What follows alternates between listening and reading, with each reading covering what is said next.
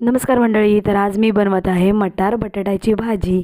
तर त्याच्यासाठी मी कढई घेतली, कढईत कांदा टाकला आहे, त्याच्यामध्ये अद्रक लसूण आणि मिरचीची पेस्ट टाकली आणि कांदा गुलाबी होईपर्यंत आपल्याला फ्राय करून द्यायचं आहे. तर तुम्ही पाहू शकता आता कांद्याचा कलर चेंज झाला. तर त्याच्यामध्ये मी टमॅटो ॲड करते आणि टमाटरचा कलर पण थोडा चेंज होऊ दे आणि ते मेल्ट होऊ दे. त्याच्यानंतर मग मी मसाले ॲड केलेत, लाल मसाला, हळद आणि काळा मसाला असे सगळे मसाले ॲड केले आणि थोडंसं पाणी ओतलं आणि थोडं थिक केली ग्रेव्ही त्याची. आणि त्याच्यानंतर मग त्याच्यामध्ये मी मटार आणि बटाटा जे साईडला वॉश करून ठेवलेले ते त्याच्यामध्ये ॲड केले आणि थोडे मिक्स करून घेतले मसाल्यांमध्ये व्यवस्थित. आणि त्याच्यानंतर मी थोडंसं पाणी ओतलं, थोडं थोडं करून पाणी ओतलं, कारण ते शिजण्यासाठी मटार व्यवस्थित शिजायला पाहिजे म्हणून. तर इथे पाहू शकता तुम्ही आता मस्त त्याला शिजलेत ते मटार बटाटा.